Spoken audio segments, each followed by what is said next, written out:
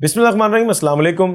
محرم الحرام میں دھرتی ٹی وی جی خصوصی نشریات سلام یا حسین میں آؤں جو میزبان عریب شیخ ناظرین اسی موجود آئیوں حجت الاسلام و مسلمین خطیب ایشیا خطیب پاکستان علامہ سید شہنشاہ حسین نقوی صاحب، السلام علیکم۔ السلام ورحمۃ اللہ۔ خیریت سے ہیں؟ تو پھر ٹھیک ہے، کرم، آپ ٹھیک ہیں؟ الحمدللہ الحمدللہ۔ پہلے تو بہت شکریہ، آپ نے دھرتی ٹی وی کو وقت دیا۔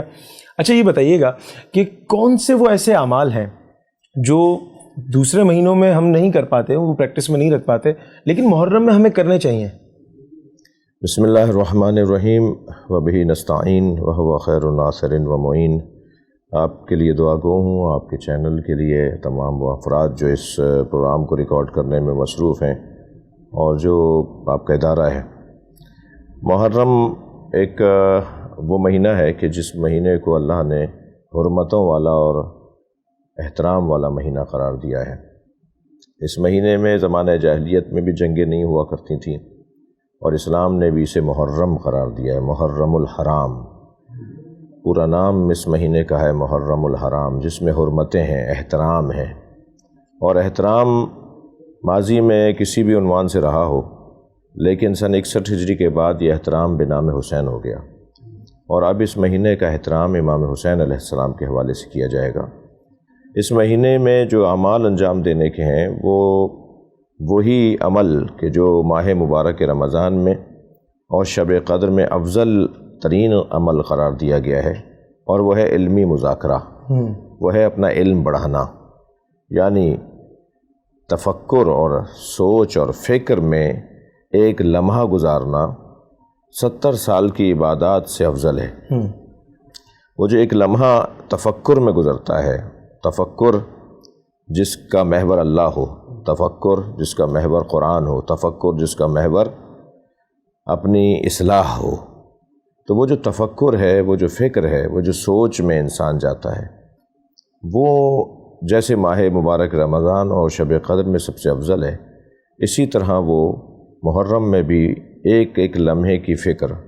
اب آپ دیکھیے کہ ہم علیحدہ تنہائی میں رہ کر جب فکر کر رہے ہوتے ہیں تو اس کی کیفیت یہ ہے کہ وہ 70,000 سال کی عبادت سے افضل ہے۔ یہ عبادت 70,000 سنہ۔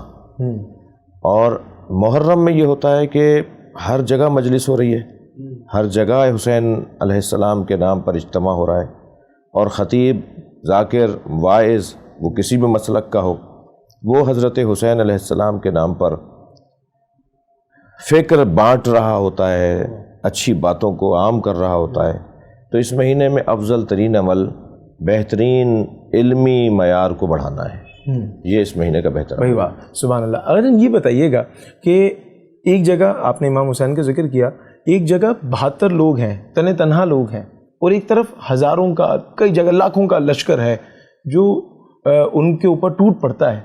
تو یہ جنگ ہوئی، کیونکہ جنگ تو برابری کی ہوتی ہے نا، ہم ہمیشہ یہ سنتے ہیں کہ جو بھی میدان جنگ میں، میدان حرب و ضرب میں جاتا تھا، وہاں پر وہ اپنا تعارف کرواتا تھا، اور جب تعارف کرواتے تھے تو اپنے برابر والوں سے لڑا کرتے تھے۔ تو یہ 72 لوگ، وہ اتنے سارے، تو یہ جنگ ہے یا حملہ ہے؟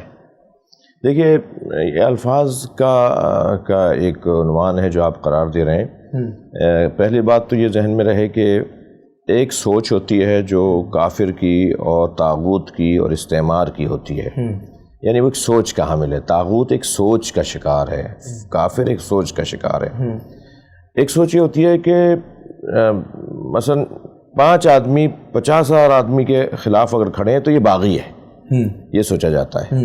یعنی اگر 100 آدمی 5 لاکھ لوگوں کے سامنے آ کے کھڑے ہو جائیں تو کہتے ہیں یہ باغی ہیں۔ بھائی یہاں تو اکثریت ہے، یہاں تو زیادہ لوگ ہیں، یہاں تو تسلط ہے، یہاں تو حاکمیت ہے، یہاں تو اختیار ہے، یہاں تو فورسز ہیں، یہاں تو مثال کے طور پہ طاقت ہے، اور یہ آپ 10 آدمی کیا کر لوگے؟ یہ جو سوچ تھی نا ماضی میں بھی اور آج میں بھی ہے، آج بھی ہے، اس سوچ کو کربلا نے مٹا دیا۔ یعنی یہ تصور مٹا دیا کہ نہیں، یہ کوئی ضروری نہیں ہے کہ اگر اکثریت ہے، غالب ہیں، طاقت میں زیادہ ہیں، اور ادھر 100 لوگ ہیں، تو جو 100 لوگ اگر 2 لاکھ لوگوں کے سامنے آئیں گے تو وہ باغی کہلائیں گے۔ وہ باغی نہیں ہے، ممکن ہے تم باغی ہو۔ یہ تعداد کی بنیاد پر آپ طے نہیں کریں گے کہ کون باغی ہے اور کون حق پر ہے۔ ایک بات تو یہ، دوسری بات یہ کہ کربلا کی زمین حضرت امام حسین علیہ السلام نے جس دن پہنچے ہیں کربلا میں اسی دن خرید لی تھی، اور جن سے خریدی تھی انہی کو ایک حوالہ لکھ کر دیا کہ میں تمہارے حوالے کر رہا ہوں یہی اراضی، کیونکہ ہم تو 10 محرم کے بعد ہمارے بچے یہاں سے چلے جائیں گے، ہم یہاں رہ جائیں گے اور ہمارے جنازے یہاں ہوں گے، انہیں دفنا دو گے، باقی زمین تمہارے استعمال میں۔ ان 3 باتوں کا خیال رکھنا، ایک تو یہ کہ میری قبر پہ لوگ آیا کریں گے، ان کا خیال رکھنا، دوسرے یہ حل نہیں چلانا، اور تیسرے یہ کہ میرا جنازہ دفنا دینا۔ یہ 3 چیزوں کے عوض میں تمہیں زمین دے رہا ہوں۔ اللہ۔ اور انہوں نے ایسا کیا، اور آج بھی اگر آپ دیکھیں تو عرب جو ہے، عراقی عرب جو ہے، وہ جب زائرین حضرت امام حسین کربلا جاتے ہیں تو بہت خیال کرتے ہیں ان کا، یعنی یہ جو مشی کے درمیان آپ ہزاروں کی تعداد میں دسترخوان جگہ جگہ بچھے ہوئے دیکھتے ہیں، کئی کروڑ لوگوں کے لیے جو کبھی کوئی بھوکا پیاسا اس رستے میں نہیں رہتا، جتنے دن وہ کربلا میں رہتا ہے اس کا ذاتی خرچہ اگر وہ خود سے آسائش چاہتا ہے تو اور بات ہے، ورنہ اس کا ذاتی خرچہ وہ کرنے نہیں دیتے، کہتے ہیں جی ہمارے مہمانوں۔ تو یہ وہ اسی وقت سے نسلوں میں چلا آ رہا ہے، یعنی 1400 سال سے اس نسلوں میں چلا آ رہا ہے۔ تو یہ جو فکر ہے نا کہ جی وہ کم تھے، وہ زیادہ تھے، اور یہ جنگ ان کے لیے ہوگی، لیکن حسین علیہ السلام کے لیے جہاد تھا، اور ایسا جہاد تھا کہ جس نے قیامت تک ہر جہاد کی امامت کرنی ہے۔ جی واہ۔ اچھا آغا جان، ہم یہ سنتے ہیں علماء کرام سے، علماء کرام بتاتے ہیں اس حوالے سے، کیونکہ آپ نے شہادت کا ذکر کیا، تو ہم یہ سنتے ہیں کہ مولا امام حسین نے شہادت سے پہلے غسل شہادت کیا، تو وہ کیا معاملہ ہے؟ مطلب وہاں ہم کیونکہ یہ سنتے ہیں کہ پانی موجود نہیں تھا اور بڑی کیا نام ہے ایک تشنا لبی تھی وہاں پر، لیکن کیا ایسی وجہ ہے کہ کیا ایسا ایک جو چیز ہے وہ مس ہو رہی ہے ہم سے، کہ جہاں ہمیں یہ ایک جگہ یہ روایت ملتی ہے، علماء کرام بیان فرماتے ہیں کہ غسل شہادت کیا، اور دوسری جگہ ہم سنتے ہیں کہ پانی نہیں پہنچ سکا؟ دیکھیں، پہلی بات تو یہ کہ یہ جو روایت ہے غسل شہادت والی، یہ ضعیف ہے اور کمزور ہے۔ احساس، اظہار خواہش کی کہ میں غسل شہادت کرنا چاہتا ہوں، حسین ابن علی نے اپنے ہی خون سے غسل شہادت کیا، ہاں غسل شہادت کیا، مگر اپنے ہی بدن کے خون سے مکمل تر ہو گئے تھے اپنے خون کے اندر، اور اس کیفیت کے اندر حضرت نے اپنی جان اللہ کے حوالے کی ہے۔ تو پانی کا تو قصہ بہت روشن ہے کہ پانی بند ہے، پانی پھر ختم ہو جاتا ہے، اور پھر پانی لینے کے لیے حضرت عباس جاتے ہیں تو اتنا بھی پانی نہیں خیموں تک پہنچ پاتا ہے کہ بچے پانی پی لیں۔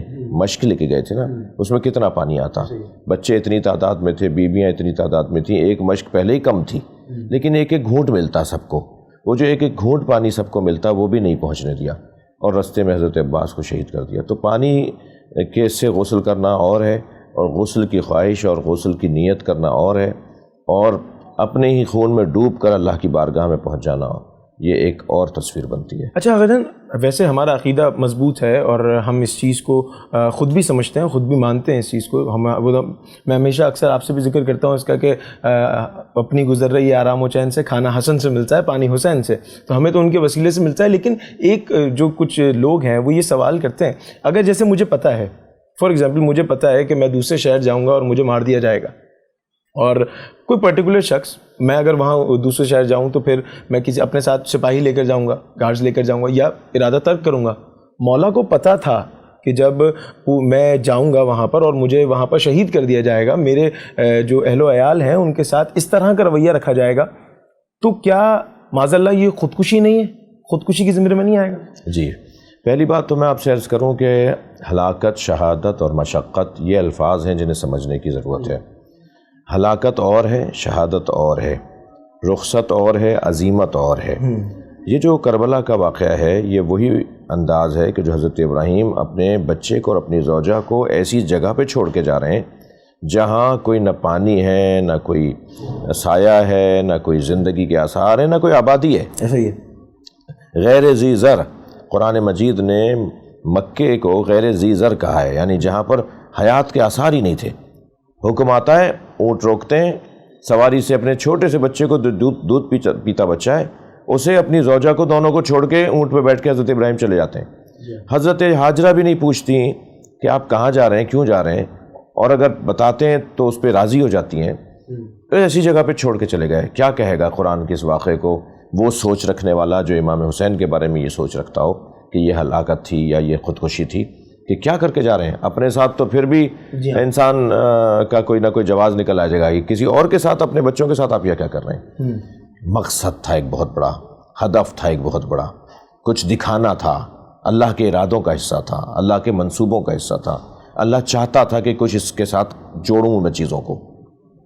لہٰذا جب پیاس لگے گی ماں پانی کے لیے دوڑے گی، بچہ ایڑیاں رگڑے گا، پانی زمزم کا نکل آئے گا اور وہ مکہ بن جائے گا، اور حضرت آدم کے ہاتھ کی رکھی ہوئی بنیادیں جو خانہ کعبہ کی تھیں وہ زمین میں اندر چلی گئی تھیں، پتہ ہی نہیں تھا کعبہ کہاں ہے۔ پھر اسی جگہ پر حضرت ابراہیم اور حضرت اسماعیل کعبے کی دیواروں کو اٹھائیں گے اور آج عالم اسلام کا وہ مرکز بن جائے گا۔ آپ اس پورے قصے کو، کیونکہ حضرت ابراہیم کے ساتھ امام حسین کو اللہ نے جوڑا ہے کربلا میں، یعنی ان کے واقعے کو کربلا کے ساتھ اللہ نے جوڑا ہے، تو اس پورے واقعے کو جو حضرت ابراہیم کا واقعہ ہے اسے پورا کا پورا اتار دیجئے کربلا کے لیے۔ ایک اللہ کا ارادہ، ایک منصوبہ، ایک اس کی طرف سے ایک مشیت کہ حسین کربلا میں ایسا کریں گے تو پھر قیامت تک حسین کے ذریعے سے مسلمانوں کو ہدایت ملتی رہے گی، کیونکہ نبی مکرم پہلے ہی فرما گئے تھے ان الحسین مصباح الہدیٰ و سفینۃ النجات، حسین چراغ ہدایت ہیں اور کشتی نجات ہیں۔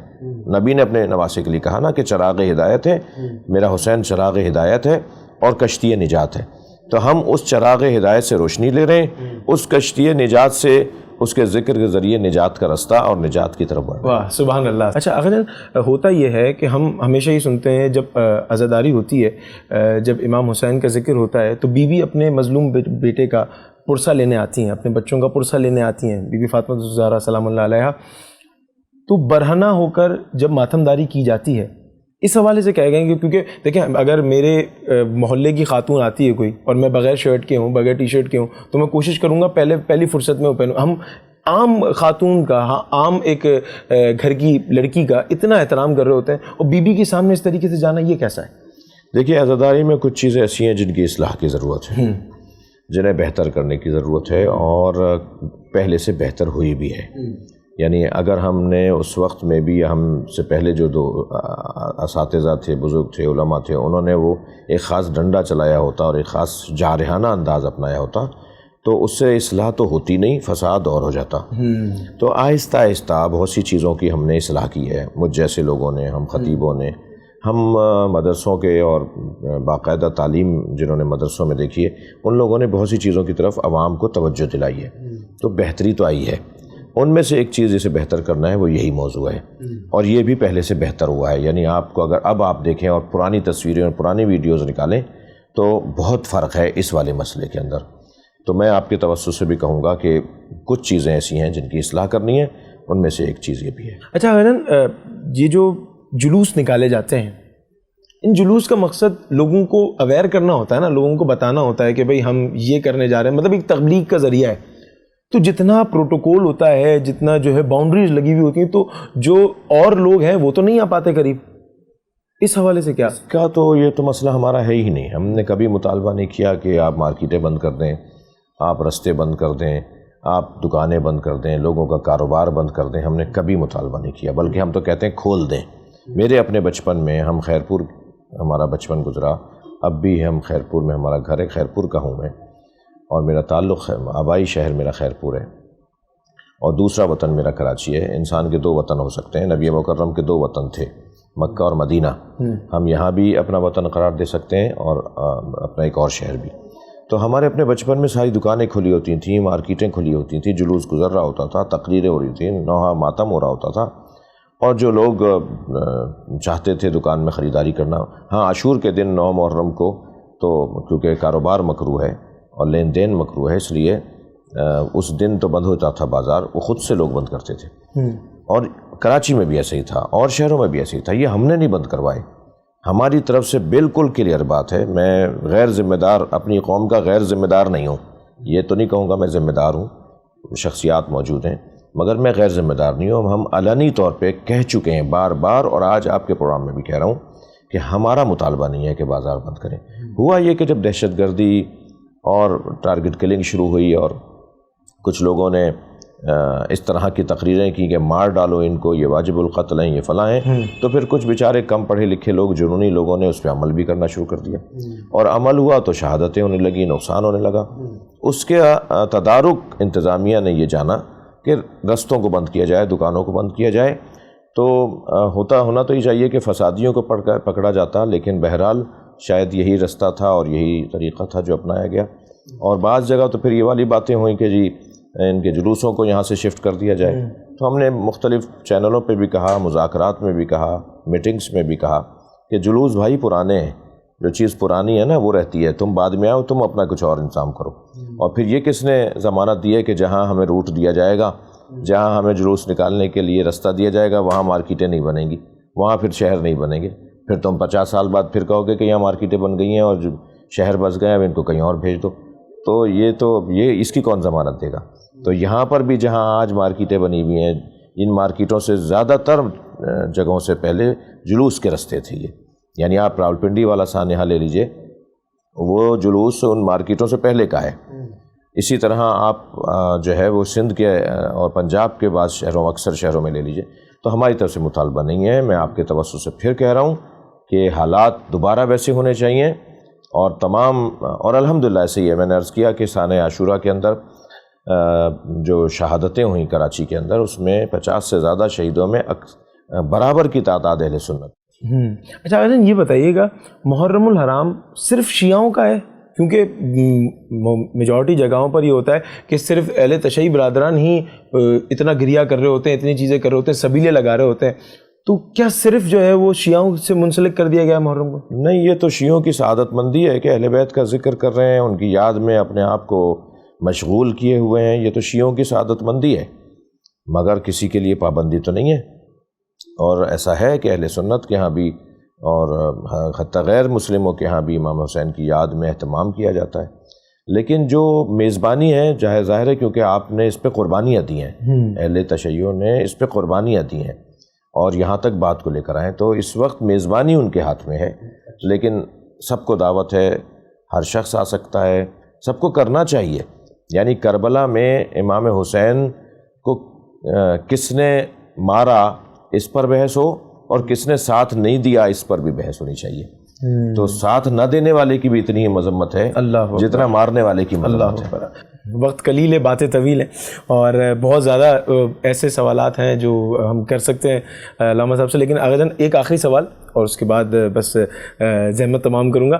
یہ بتائیے گا, بی بی زینب سلام اللہ علیہ کی چادر سے, ان کی پاکدامنی سے, کیونکہ وہ آیا تطہیر کی اگر دیکھا جائے تو وہ ایک شبیہ ہیں, بی بی فاطمہ الزہرا سلام اللہ علیہ کی شبیہ کہلاتی ہیں بی بی زینب. تو ان سے کیا سبق ملتا ہے آج کل کی خواتین کو؟ جناب زینب سلام اللہ علیہ دختر مولا علی نواسی ہیں حضرت رسالت مآب صلی اللہ علیہ وآلہ وسلم کی.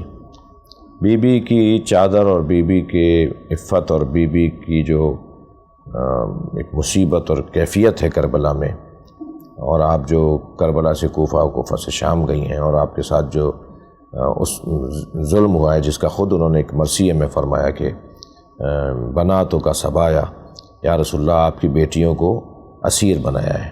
اللہ. تو یہ بی بی کے مرثیوں میں سے ایک مرثیہ ہے. تو حضرت کی جو زندگی کا بڑا پیغام ہے وہ یہ کہ حضرت کو سب سے زیادہ, بی بی کو سب سے زیادہ جس چیز پہ تکلیف تھی وہ ان کی بے ردائی تھی. وہ ان کا جو چادر کھینچی گئی, لے لی گئی, اس سے بی بی کو سب سے زیادہ تکلیف تھی.